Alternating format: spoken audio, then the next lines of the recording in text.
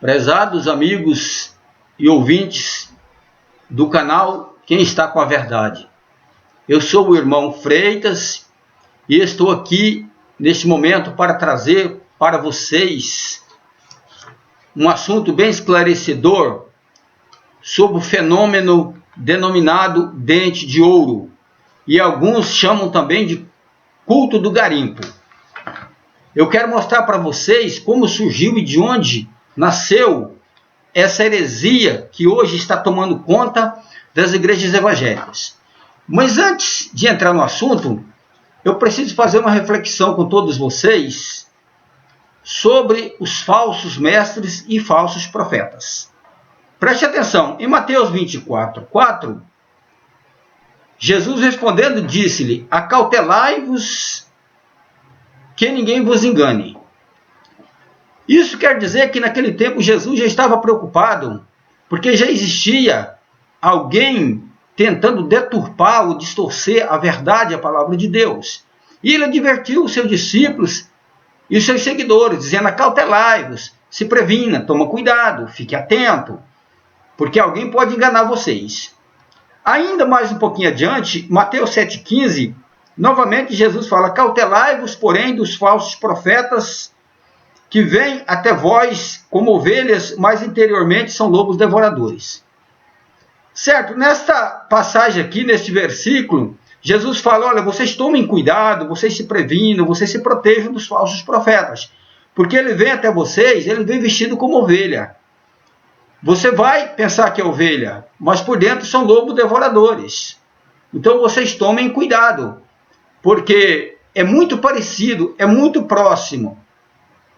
Em Marcos 13:22, Jesus diz: porque se levantarão falsos cristos e falsos profetas e farão prodígios para enganarem, se possível, até os escolhidos.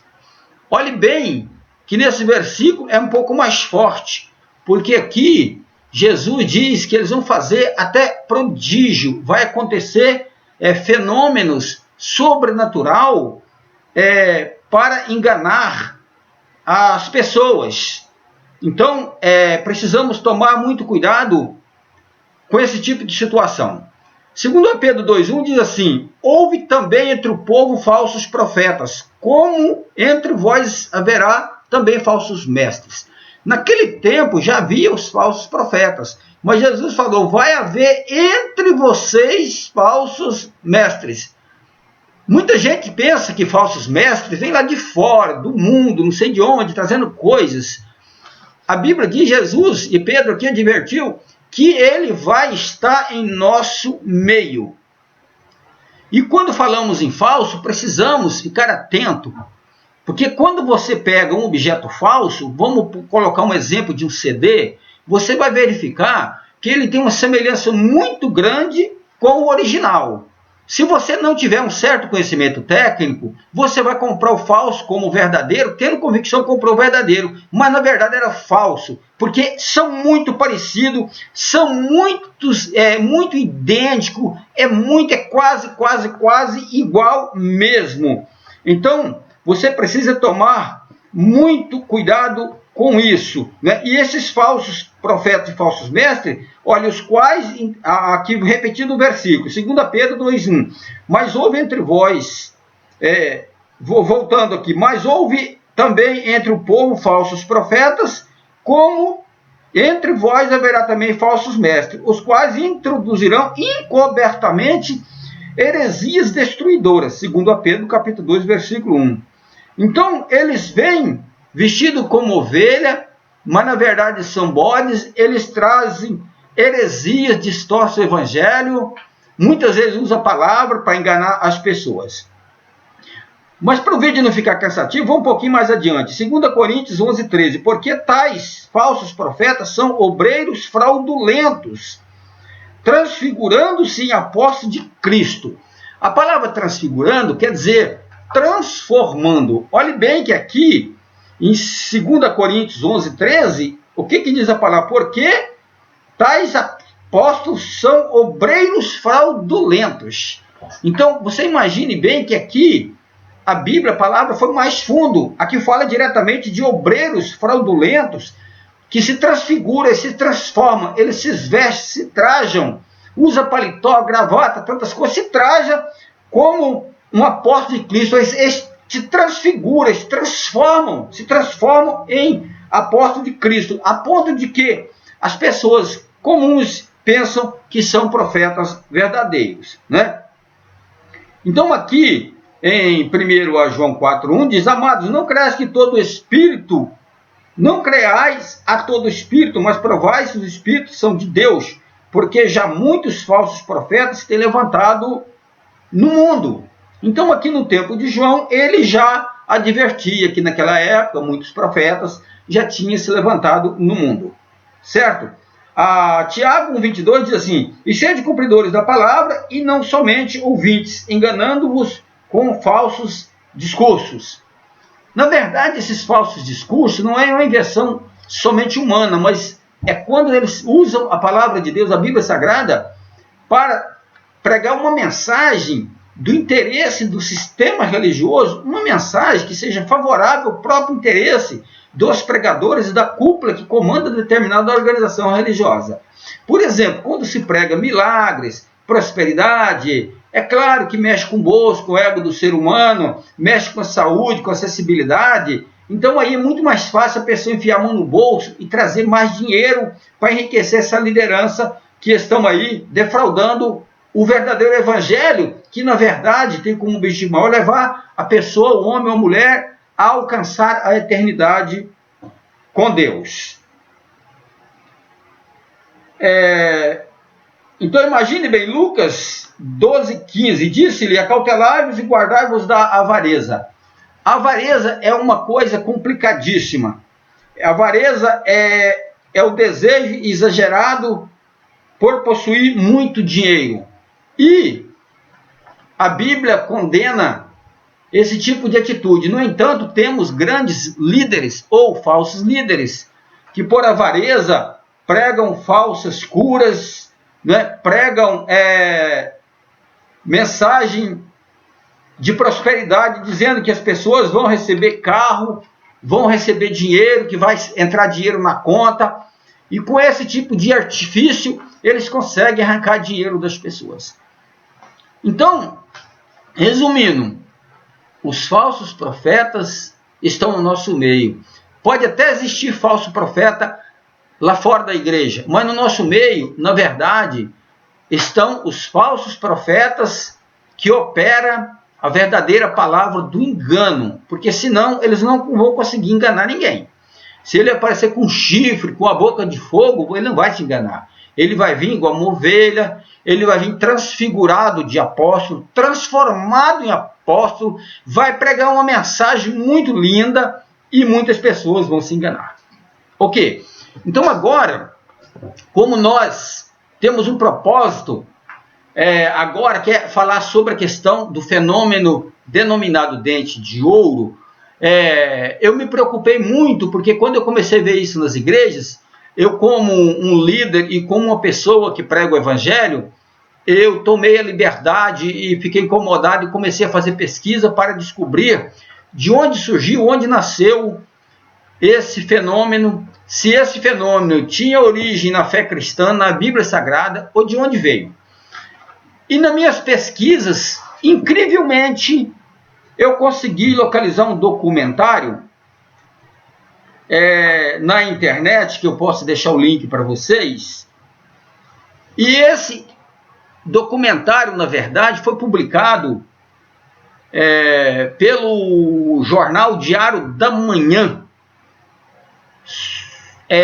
na cidade de Goiânia. Diz assim: matéria publicada no jornal Diário da Manhã sobre dente de ouro. Jornal Diário da Manhã, Goiânia, terça-feira, 1º de dezembro de 1992. Essa coisa é mais antiga do que a gente pensa. E aqui no jornal, eu vou ler um pouquinho para vocês verem como que é. O expositor diz assim: olha, tenho acompanhado um determinado movimento no meio de algumas igrejas de Goiânia e fora daqui, especialmente Assembleia de Deus, Luz para os Povos e Comunidade Evangélica, e o caso do aparecimento do dente de ouro na boca dos seus adeptos. Os jornais já focalizaram o assunto. A imprensa, logicamente, quando acontece um fenômeno desse, a imprensa demonstrou grande interesse pelo assunto, né? Aí ele continua: quero afirmar que o fenômeno, em primeiro lugar, aconteceu na vida de Dona Guilhermina de Moraes da Rocha, mãe de santo em Salvador, Bahia, em janeiro de 1985. O Jornal da Tarde trouxe a época: mãe Guilhermina confessa que a restauração de sua boca se transformou em ouro da noite para o dia, atribuindo o milagre a Oxalá, e concluiu 3 dias depois do conhecimento em Feira de Santana. O pai de santo Zé Gomide, do Centro 7 Caboclo, também recebeu o mesmo fenômeno com 2 dentes inteiros de ouro. O escritor baiano Sérgio Antunes da Ávila afirmou em seu livro Fenômeno do Mundo Espiritual. A página 57 do livro diz o seguinte: os guias espirituais advertem que não se faça divulgação do aparecimento de jaquetas, obturações e dentes de ouro, fenômeno que está se propagando em vários centros e terreiros da Bahia. Os bons espíritos afirmam que haverá uma ordem de Oxalá, o grande Maitreya da nova era, para divulgação do fato nas proximidades do ano 2000.